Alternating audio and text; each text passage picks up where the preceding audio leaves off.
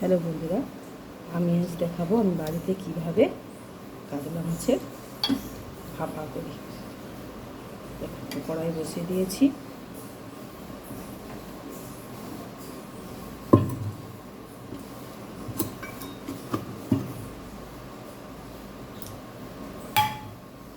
এতে সর্ষের তেল দিয়ে দেবো।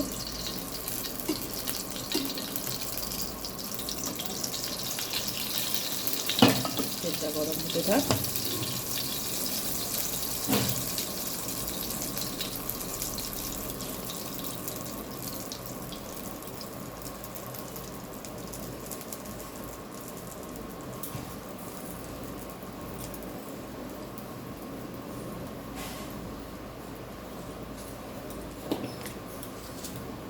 জিরে ফোড়ন দিয়ে দেবো, আর কিছু দেবো না।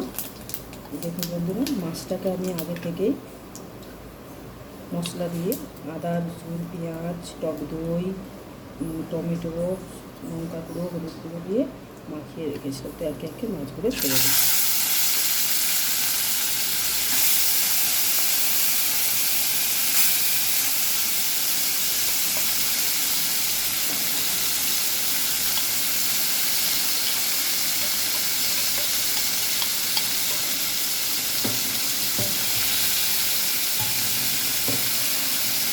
ঢাকা দিয়ে দেবো।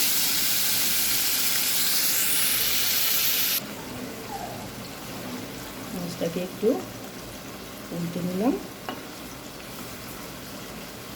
আবার ঢেকে দেবো। আস্তে আস্তে ঢেকেটা এতেই সেদ্ধ হয়ে যাবে মাছটা আস্তে আস্তে। এতে একটু ভালো কালারের জন্য টমেটো সস দিয়ে দেবো, সামান্য দিলাম। এখনো হয়ে গেছে। এরপর যেটা দেবো সেটা হলো পোস্ত বাটা দিয়ে দিলাম।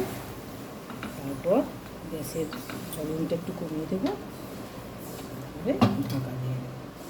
এটা হতে থাক, তারপর আসছি, দেখাচ্ছি কেমন হয়েছে।